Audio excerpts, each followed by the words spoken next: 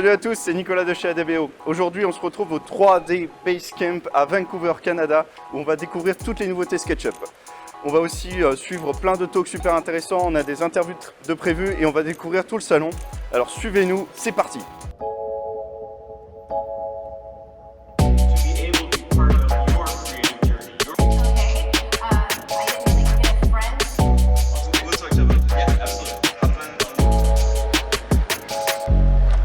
My name is Aaron Dietzen. I do work for Trimble. I'm part of the SketchUp team. My official title is Product Content Manager for the Trimble A&D division, but a lot of people call me the SketchUp guy. My name's Justin. I run a YouTube SketchUp channel called the SketchUp Essentials.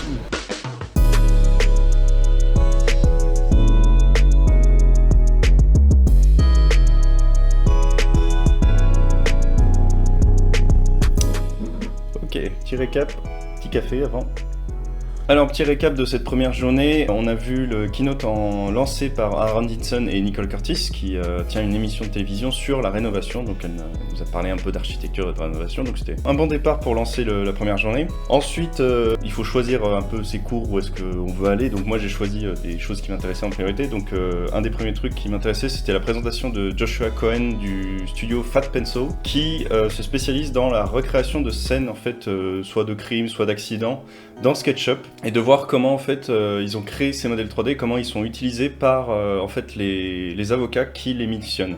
Donc pour l'instant c'est que utilisé aux États-Unis, hein, bien sûr parce c'est un studio américain, mais c'était leur approche et leur manière de fonctionner qui était super intéressante et de voir en fait comment le jugement a été tourné, et comment ils ont utilisé par exemple de la VR ou d'autres systèmes pour présenter en fait leurs travaux et voir comment les cas étaient résolus par la suite à leurs différentes simulations. Donc c'était assez intéressant. Ensuite, on a vu Alex Oliver, qui est assez connu, qui a une chaîne YouTube aussi, qui parle de beaucoup de choses sur SketchUp et sur d'autres logiciels, aussi des extensions, et notamment il s'est concentré sur un sujet assez intéressant dont on a souvent la question nous chez ADBO, c'est quel est le moteur de rendu qui est le meilleur. Mais en fait, la question lui qui se pose, c'est plutôt quel est le meilleur moteur de rendu pour toi. Qu'est-ce que tu veux faire? Quel est ton objectif? Est-ce que tu privilégies la qualité ou la vitesse? Est-ce que tu privilégies vraiment le budget ou est-ce que tu veux quelque chose de gratuit? Et donc toutes ces suppositions-là, il est revenu dessus, il est aussi revenu un peu sur comment bien préparer son modèle. Donc on va faire une petite vidéo dessus parce que je trouve que c'est assez intéressant, donc on va s'en inspirer largement. On créditera Alex, vous inquiétez pas, mais je trouverais que son cours était tellement intéressant et tellement simple d'approche que pour vous ça pourrait être super utile, donc à voir par la suite. Ensuite, après ça, j'ai vu Aaron Dietzen pendant sa présentation et qui était sur la formation et sur comment apprendre SketchUp, et on a parlé aussi un peu formation avec lui en interview que vous pourrez retrouver aussi sur la chaîne YouTube. Peut-être qu'elle est déjà sortie ou peut-être pas encore, ça dépend, je sais pas encore. Mais c'était super intéressant de le rencontrer, il est assez connu, c'est The SketchUp Guy qui travaille chez SketchUp. C'était cool de enfin le rencontrer, d'échanger tout simplement avec lui, de voir un peu comment il travaille et un peu comparer nos deux métiers qui sont assez similaires au final. C'est-à-dire vous former via YouTube. Et ensuite, juste après, j'ai rencontré Justin Guise, qui est aussi très connu de la chaîne The SketchUp Essentials, si vous connaissez, que vous parlez un peu anglais. Un mec super intéressant qui met beaucoup de contenu sur YouTube, qui a toujours des super bonnes idées de présentation des extensions, qui est toujours très clair. Bon, faut savoir parler anglais bien sûr. L'interview que j'ai fait avec lui sera traduite comme celle d'Aaron, donc ne vous inquiétez pas, mais là ce qui a été vraiment intéressant avec l'interview de Justin, c'est qu'on a passé beaucoup de temps juste à comparer en fait nos visions, à voir comment lui, on avait fait un gros comparatif par exemple entre SketchUp et un autre logiciel, sa vision de SketchUp, ce qu'il aimerait bien voir sur SketchUp, etc. Donc c'était super cool, on a une interview déjà prête qui doit être sur la chaîne de à peu près 20 minutes, un peu plus de 20 minutes, qui est super intéressante, donc je vous le conseille, comme je l'ai dit, c'est traduit en français, vous inquiétez pas.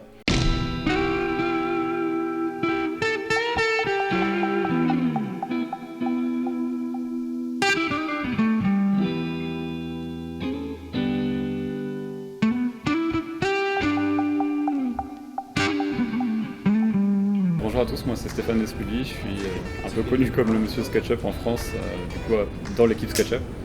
Je suis Customer Success Manager, mon rôle chez SketchUp c'est de m'occuper en fait des grands comptes. I'm Jesse Serrano. I use SketchUp to make robots and for video games, or a video game that I'm working on, trying to get started. For a very long time, yeah, but SketchUp is my main tool for making these kind of things.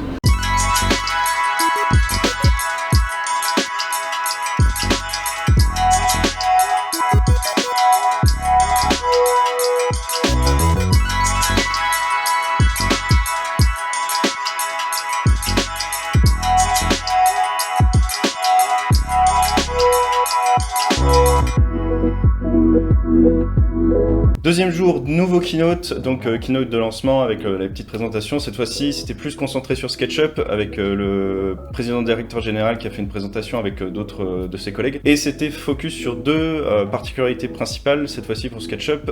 C'était la version iPad, que je vous avais déjà présentée sur la chaîne, et qui, cette fois-ci, va apporter, qui a été une grosse démo en fait assez longue où on a pu voir beaucoup de fonctionnalités d'iPad, et surtout l'annonce en fait de nouvelles fonctionnalités, et notamment l'annonce de SketchUp enfin sur tablette Windows Surface, donc pas sur Android encore, mais on aura SketchUp version Windows Surface avec les mêmes fonctionnalités, je pense, que sur la version iPad. Donc j'ai hâte de voir ça.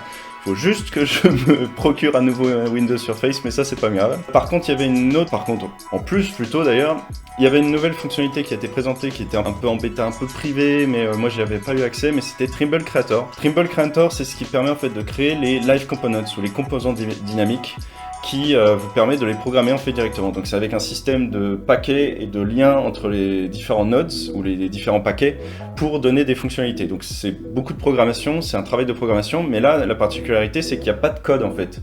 Vous utilisez juste les fonctionnalités et vous les liez les unes aux autres. Si vous connaissez le système de script de Unreal par exemple, le Blueprint, c'est sensiblement similaire, mais bon, faut s'y connaître un peu. J'ai pas eu le temps encore de m'y plonger beaucoup, je suis pas programmeur à la base, mais moi ça m'intéresse beaucoup de voir comment ils ont pu simplifier la chose parce que c'était assez esthétique et assez simple à comprendre de voir les différents liens. Et ça n'a pas l'air d'être des hiérarchies très très complexes de ce qu'ils ont montré.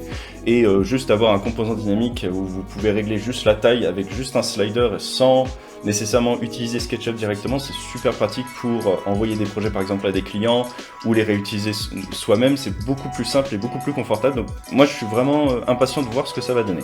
Après ça, j'ai vu 3 autres présentations.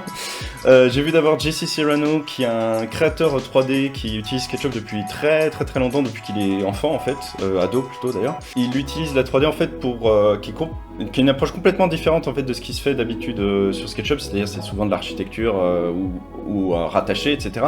Lui c'est plus pour l'utilisation du jeu vidéo et il utilise en fait SketchUp pour créer des systèmes mécaniques extrêmement complexes pour créer des robots géants.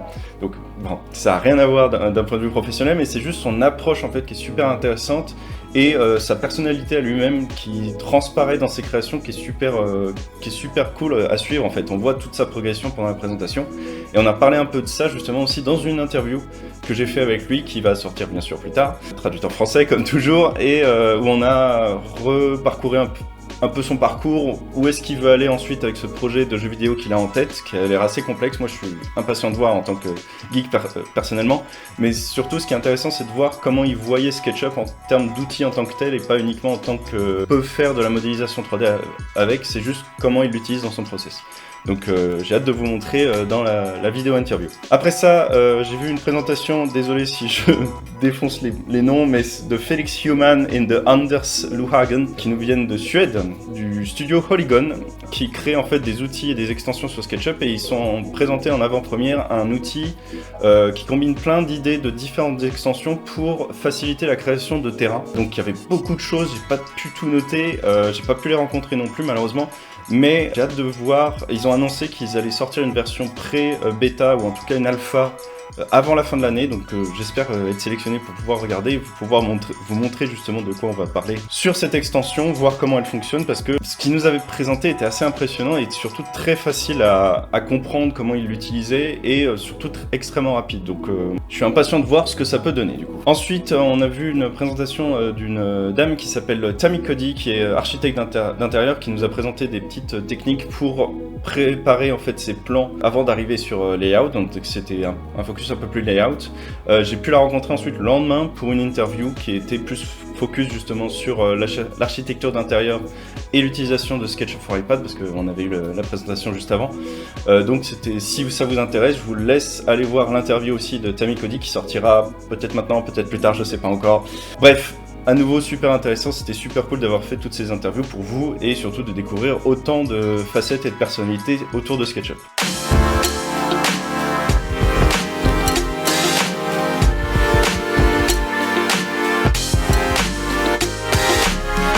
Oui, bonjour, Jean-Philippe Simard, je suis spécialiste d'application chez Building Point Canada. C'est moi qui s'occupe de la formation et du support technique sur les équipements d'arpentage. I'm Tammy Cody. I teach SketchUp over at SketchUp for Interior Designers. I only teach SketchUp and I mainly teach interior designers.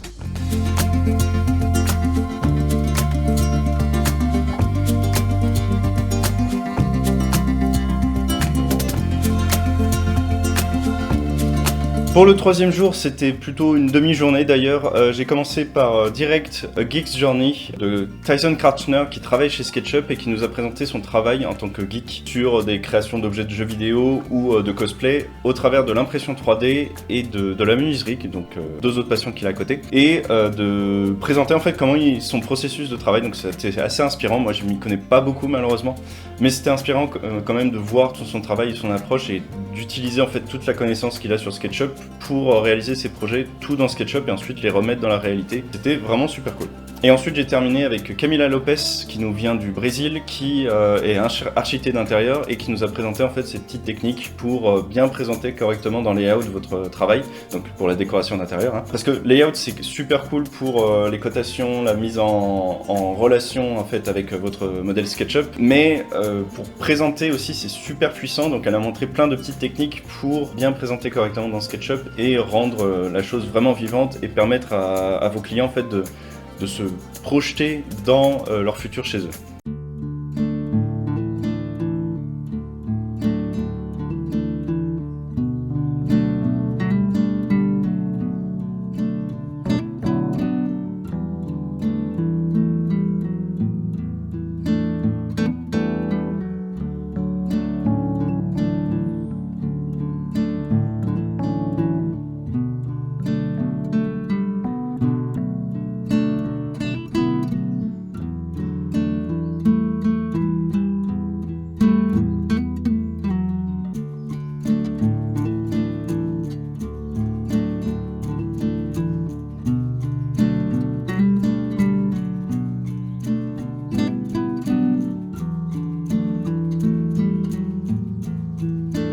Pour moi, c'était une super expérience, le SketchUp Basecamp. C'était une année assez spéciale due au retour après le Covid. Mais c'était bon quand même de voir toute la communauté. Moi, c'était assez nouveau aussi pour moi. Et les nouveautés qu'ils ont annoncées pour SketchUp pour l'instant sont assez cool. On espère beaucoup avec Justin justement qu'on va voir encore plus par la suite pour le logiciel. Merci d'avoir regardé la vidéo jusqu'à la fin et d'avoir regardé cette petite vidéo récap. Allez voir les autres interviews que j'ai réalisées en plus de celles que vous avez vues dans la vidéo. Et ouais, c'était une super expérience. À dans 2 ans, SketchUp Basecamp. See you in 2 years. I don't, like we're talking about with the community and everything else, I have no interest in cracking the secret code on YouTube and keeping it to myself and knowing exactly how to do it. We're doing all of this because we want to share, we want to build a community. So, when we get back, if you have questions and want to email me or anything like that, I'd be happy to help out if I can. So yeah, absolutely. Yeah, for sure. L'esprit SketchUp, c'est la communauté, clairement. Et alors nous, ADBO et moi, ça fait très longtemps qu'on se connaît. ADBO, je trouve que c'est un parfait représentant en fait de ça. C'est-à-dire que vous avez une chaîne YouTube qui marche très très bien. Il y en a d'autres d'ailleurs, des chaînes YouTube françaises qui marchent très très bien, mais c'est vrai que la vôtre elle est extrêmement connue, il y a du partage et pourtant vous avez un service de formation, vous avez plein de choses en fait chez vous qui fait que vous pourriez dire éventuellement il faut éviter peut-être de trop partager, pourtant sur votre chaîne YouTube il y a énormément de choses et ouais, encore une fois l'esprit Basecamp c'est ça, et l'esprit SketchUp c'est ça. L'esprit SketchUp c'est de partager ses modèles 3D quand on les fait, c'est de partager ses fichiers layout, ses méthodes layout, ses scrapbooks, ce genre de choses. Ces petites techniques de modélisation et je pense qu'effectivement Aaron quand il parle de ça il a tout à fait raison, et c'est d'ailleurs nous chez SketchUp c'est comme ça effectivement qu'on voit le produit. Ça veut dire que si on parle peu importe à la personne qui travaille chez SketchUp, si on parle à un commercial, si on parle à quelqu'un qui fait du support, on est toujours en fait dans cette idée de partage et de compréhension de l'utilisateur et d'essayer d'avancer en fait grâce au retour qu'on a et au partage et aux échanges qu'on va avoir avec l'autre communauté en fait. Bah tu vois, même quand j'étends ma lessive, je pense SketchUp, tu vois. Pousser, tirer, hop, pousser, tirer. Ce parallèle. Bienvenue à Vancouver, hein. Purée. C'est dur le matin. Allez, juste des punchlines, ça suffit, c'était juste pour... Polomière. Yeah. Qu'est-ce qu'on va faire aujourd'hui? So let's go to the 3D Basecamp to see what's the beautiful and unbelievable and awesome environment of SketchUp. sais qu'il va falloir que je traduise tout ça et que je sous-titre. Là, j'ai dit en avant, Gagor.